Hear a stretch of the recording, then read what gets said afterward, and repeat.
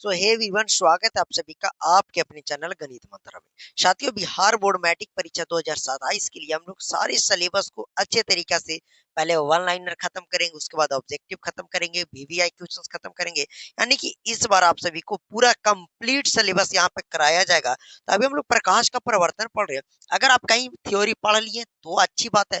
अगर आप नहीं पढ़े और कम समय में आप पूरे थ्योरी को कंप्लीट करना चाहते हैं तो ये वन लाइनर वाला सीरीज देख लीजिएगा, आपका पूरा थ्योरी कंप्लीट हो जाएगा। तो चलिए आइए, इसका आज लेक्चर नंबर 5 है। और देखिए, हर एक वीडियो आपको 5 मिनट 10 मिनट की मिल रही है। तो मेरे भाई, अगर 8 पार्ट हो जाएगा तो 10 80 मिनट, यानी कि 1 घंटा 20 मिनट की वीडियो, और पूरा चैप्टर खत्म हो जा रहा है। इतना में तो ज्यादा तो है नहीं। तो अगर आप नए हैं तो चैनल को सब्सक्राइब कर लीजिएगा, इसी तरीके से कंप्लीट आपको सारा चीज मिलेगा। तो चलिए आइए, आज की इस क्लास को शुरू करते हैं। तो चलिए, आज का क्लास काफी ज्यादा इंपॉर्टेंट है। तो सारा सवाल ध्यान पूर्वक सीखिएगा, समझिएगा कैसा कैसा सवाल आपके सामने आता है। ओके, पहला सवाल है, कागज पर गोल धब्बा क्यों बनता है?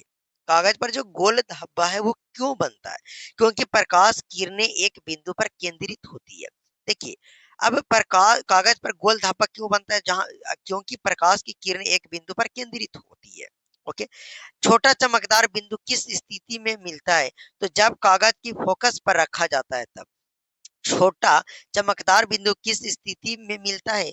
तो जब कागज की फोकस पर रखा कागज जब कागज को फोकस पर रखा जाता है तब। ओके, अगला है कि ध्रुव में कागज की मापी गई दूरी किसके बराबर होती है?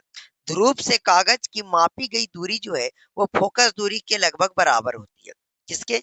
फोकस दूरी के लगभग बराबर होती है। देखिए, आज का क्लास काफी ज्यादा इंपॉर्टेंट है। देखिए, मैं आपको बोल रहा हूँ कि ये तीनों नहीं आपको याद करना है, नहीं याद कीजिए, ये इंपॉर्टेंट नहीं है। बट जो बुक में आपका है उसका तो मैं वन लाइनर लेकर आऊंगा ही। तो जो इंपॉर्टेंट होगा वो भी मैं आपको बता रहा हूँ, आप टेंशन मत लीजिए। ओके, अब यहाँ से चीजें बहुत ज्यादा इंपॉर्टेंट है, जो समझिएगा ध्यान से कि कागज जलने का कारण क्या है। तो देखिए, सूरज का उष्मा का एक बिंदु पर केंद्रित होना। इनकी कोई कागज कब जलेगा? तो जब उस मतलब सूरज से प्रकाश आ रहा है, तो कोई दर्पण से कागज के एक बिंदु पे, एक पॉइंट पे अगर सारा फोकस किया जाए, सारा किरण को एक जगह लाया जाए, तो वो कागज में उष्मा, यानी कागज की उष्मा एक बिंदु पर केंद्रित होती है, तो सूरज की उष्मा, तो वह कागज जलने लगता है। ओके, अगला, गोलीय दर्पण की फोकस दूरी और वक्रता त्रिज्या में क्या संबंध है? तो फोकस दूरी जो है वक्रता त्रिज्या की आधी होती है। मतलब फोकस दूरी जो है एफ बराबर r/2 होती है।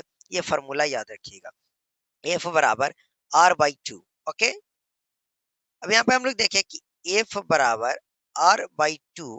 तो अगर हमें सिर्फ यहाँ से r का वैल्यू चाहिए तो 2f हो जाएगा, 2f बराबर r।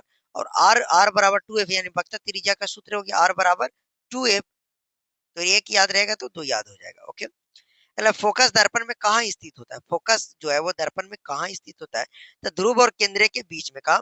ध्रुव और केंद्र के बीच में। ओके, अब देखिए, पीसी बराबर 2f, यही फॉर्मूला है, आर बराबर 2f। तो वक्रता त्रिज्या फोकस दूरी की दुगनी होते, वही तो दर्शाता है। इसमें तो दिमाग लगाना था नहीं। अब गोलीय दर्पण चाहे अवतल हो या उत्तल, एफ और आर में क्या संबंध है? तो यही संबंध है, एफ बराबर r/2। यही संबंध है हमेशा, चाहे अवतल दर्पण हो या फिर उत्तल दर्पण हो। क्या संबंध है? एफ बराबर r/2। ओके, अगला, गोलीय दर्पण किस प्रकार का वस्तु का प्रतिबिंब बनाते हैं? तो प्रदीप्त या प्रकाशित वस्तुओं का ये गोलीय दर्पण प्रतिबिंब बनाता है, चाहे तो प्रदीप्त हो या फिर प्रकाशित वस्तुओं है। ओके, अगला, प्रतिबिंब निर्माण के लिए कम से कम कितनी किरणें ली जाती है? तो कम से कम 2 किरणें ली जाती है प्रतिबिंब निर्माण के लिए। अगर प्रतिबिंब निर्माण करना है, बनाना है, तो कम से कम कितने किरणें चाहिए? तो 2 किरणें चाहिए। ओके, अगला सवाल है, परिवर्तन के बाद किरणें जहां मिलती है वह क्या कहलाता है? वास्तविक प्रतिबिंब। देखिए, जब किरणें मिलती है, जहां किरणें मिलती है तो वो वास्तविक प्रतिबिंब बनता है। परिवर्तन के बाद अगर किरणें मिली तो वास्तविक प्रतिबिंब। अगर सिर्फ मिलते हुए प्रतीत हुई, खाली प्रतीत हुई, तो आभासी प्रतिबिंब। ओके, जैसे यहाँ पे आ ही गया कि आती हुई प्रतीत हुई, यानी परिवर्तन के बाद आती हुई प्रतीत हुई, तो आभासी प्रतिबिंब हो जाएगा।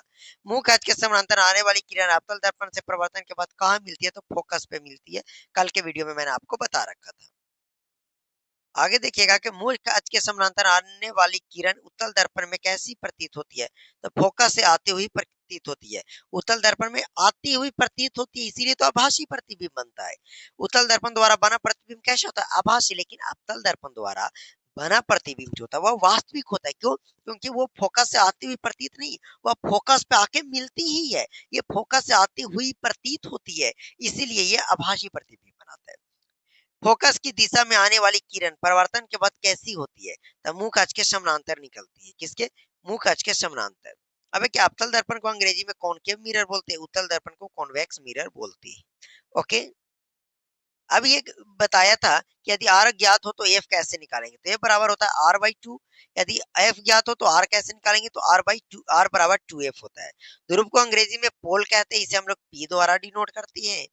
अगला वक्ता केंद्र को अंग्रेजी में क्या कहते हैं? तो सेंटर ऑफ कर्वेचर कहते हैं। ये सब नॉलेज पर्पस से बहुत ज्यादा इंपॉर्टेंट है, इग्नोर मत कीजिएगा, एक बार देख लीजिएगा आप। ठीक है।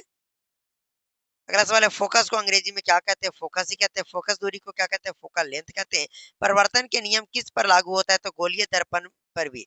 देखिए प्रकाश का नियम जो है वो गोलीय दर्पण पे या फिर समतल दर्पण में, समतल दर्पण पे लागू होता है। गोलीय दर्पण या फिर समतल दर्पण में प्रकाश के परिवर्तन के नियम लागू होता है। ओके। अगला समद्विबाहु त्रिभुज की विशेषता क्या है? उसकी दो भुजाएं बराबर होती है। समद्विबाहु, ये मैथ्स का क्वेश्चन है कि जिसका दो भुजा बराबर हो उसे हम लोग समद्विबाहु त्रिभुज कहते हैं। ओके। अब सवाल है कि सूरज से आने वाली किरण किस प्रकार मानी जाती है? तो मुख्य अक्ष के समानांतर। सूरज से आने वाली किरण को हम किस प्रकार मानते हैं?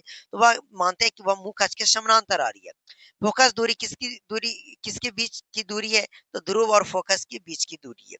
वक्ता त्रिज्या किसके बीच की दूरी है? तो ध्रुव और केंद्र के बीच की दूरी है। वक्ता त्रिज्या किस किस के बीच की दूरी है?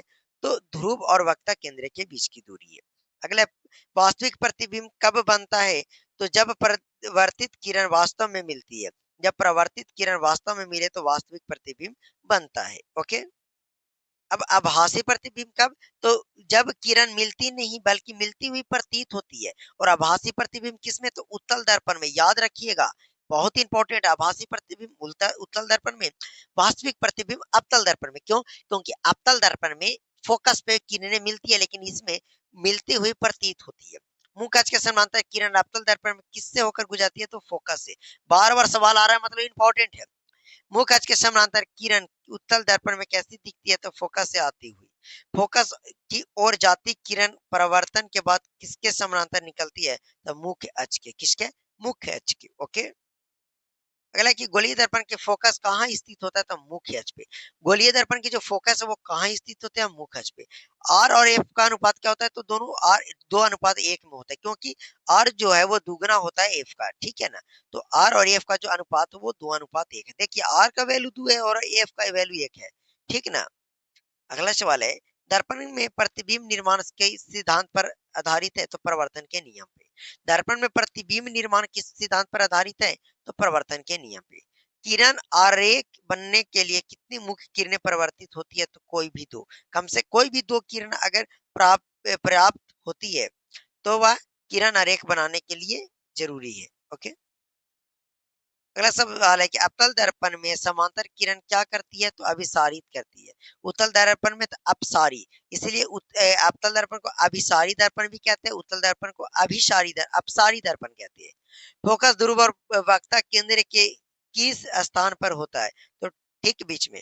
फोकस ध्रुव और वक्ता केंद्र किस स्थान पर होता है? तो ठीक बीच में होता है ना? गोलीय दर्पण में प्रतिबिंब निर्माण के लिए किन दो किरणें का चयन किया जाता है? तो समांतर किरण और फोकस की दिशा में किरण। ओके। तो मेरे साथियों, इसी के साथ प्रकाश का प्रवर्तन का ये 5वां पार्ट भी खत्म हो गया। देखिए थोड़ा फास्ट इसलिए कर रहे हैं कि यार वन लाइनर है, और ज्यादा अगर धीरा करूंगा तो आपको बोरिंग भी लगेगा, क्योंकि चीजें तो आपका पढ़ा हुआ है पहले से। तो चलिए मिलते हैं आप सभी से अगले वीडियो में। ओके।